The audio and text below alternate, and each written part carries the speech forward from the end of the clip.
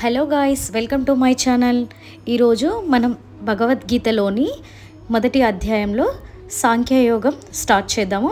ఒక శ్లోకంతో ఫస్ట్ శ్లోకం స్టార్ట్ చేద్దాము.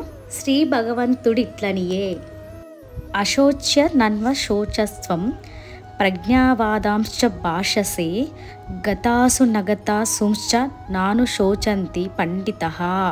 ఇది చెప్పింది ప్రకృతి పరమాత్మ అన్నమాట. ఈ శ్లోకానికి భావం వచ్చేసి, శోకింపతగని వాటి గూర్చి నీవు శోకించుచున్నావు, మరియు నీ ప్రజ్ఞ అర్థం బుద్ధి, దానిని ఉపయోగించి మాట్లాడుచున్నావు.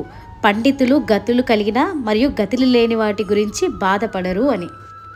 ఆ శ్లోకం వివరణ వచ్చేసి, బాధపడతగని విషయం గురించి బాధపడుచున్నావని ప్రత్యేకంగా అన్నప్పుడు పరోక్షంగా బాధపడవలసిన విషయం గురించి బాధపడలేదని, నిజంగా బాధపడవలసిందేదో ఉన్నదని తెలియచున్నది.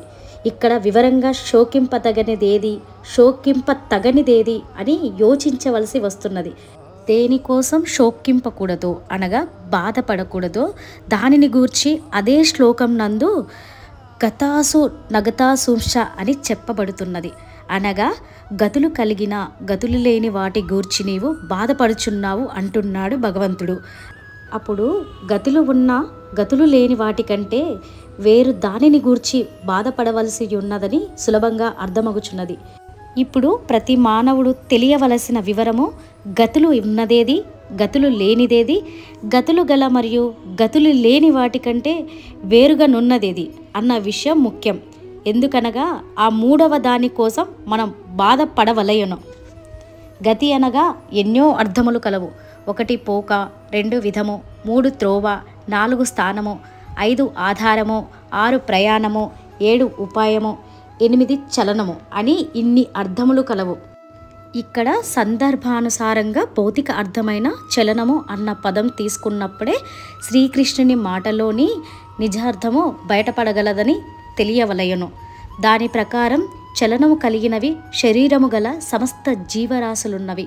అట్లే చలనము లేని వస్తుజాలము ప్రపంచములో ఎంతో ఉన్నది.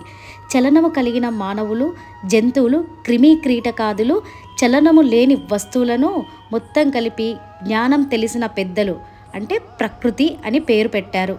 చలనము గల చలనము లేని ఈ ప్రకృతి కంటే వేరైనదేదో ఒకటి ఉన్నదని, అది ఏ దైవమని ఆనాడు అర్జునుడు ప్రకృతిలోని మనుజుల గూర్చియే బాధపడ్డాడు, కానీ ప్రకృతికి అతీతమైన దైవమును గూర్చి బాధపడలేదు. అందువలనే శ్రీకృష్ణుడు దేనికోసమో బాధపడకూడదో దానికోసమే నీవు బాధపడుతున్నావు అని హెచ్చరించాడు. ఆనాడు అర్జునుడే కాక ఈనాటి ప్రతి మానవుడు ప్రకృతి సంబంధ విషయములకే ప్రాకులాడుచున్నాడు. తాము చదివిన గొప్ప గొప్ప చదువులన్నీ ఈ ప్రకృతిలోని ప్రతి విషయముల మీద యోచించుటకే సరిపెట్టుచున్నాడు. నీ ప్రజ్ఞనెల్లా ప్రకృతి విషయములకే ఉపయోగించి మాట్లాడుచున్నావని అర్జునుణ్ణి శ్రీకృష్ణుడు హెచ్చరించాడు. అంటే మన ప్రజ్ఞను దేవుని వైపు ఉపయోగించలేదని చెప్పకనే తెలియబడుచున్నది.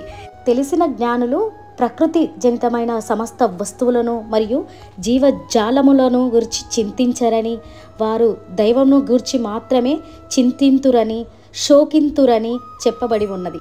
భగవంతుడు తెలియజేసిన మొట్టమొదటి శ్లోకములోనే కనిపించు సమస్త జీవరాశులు ప్రకృతియేనని, కనిపించని పరమార్థం ఒకటి ఉన్నదని సూచించాడు. అట్లే మనము ప్రతినిత్యం బాధపడుతున్నది, ఏడ్చుచున్నది, చింతించున్నది ప్రకృతిలోని విషయాలకేనని, పరమార్థ విషయముకు కాదని కూడా సూచించాడు. పండితులైన వారు అనగా జ్ఞానం తెలిసిన వారు చరాచర ప్రకృతి కోసం ఏమాత్రం బాధపడరని తెలియజేశాడు. అట్లే నీవు చలనం కలిగిన చలనం లేని వాటి కోసము నీ ప్రజ్ఞనంతా ఉపయోగిస్తున్నావు. అది సరైన పని కాదని కూడా తెలియజేశాడు. మనుషులను గూర్చియే చెప్పి ఉంటే పోయిన వారి కొరకు కానీ ఉన్న వారి కొరకు కానీ చింతించక కేవలం డబ్బు కొరకే చింతించు లోబిని కూడా జ్ఞాని అనవలసి వస్తుంది. కావున ఈ శ్లోకంలో శ్రీకృష్ణుడు లోతుగా చెప్పిన జ్ఞానమును గ్రహించితే చర అచర ప్రకృతిని గూర్చి జ్ఞానులైన వారు చింతించరని, ప్రకృతికి అతీతమైన దైవం గూర్చి చింతించువాడు నిజమైన జ్ఞాని అని తెలియబడుచున్నది. ఇది ఈరోజు భగవద్గీతలోని ఒక శ్లోకం, దాని భావం, దాని వివరణ. మరిన్ని శ్లోకాలతో, దాని భావాలతో, వివరణలతో మీ ముందు ఉంటాను. అలాగే హిందూ మైథాలజీకి సంబంధించిన మరిన్ని వీడియోస్ను కూడా నేను పెట్టాలనుకుంటున్నాను. So thanks for watching. And అలాగే లైక్ చేయండి, షేర్ చేయండి, కామెంట్ చేయండి, సబ్స్క్రైబ్ చేసుకోండి. Thank you.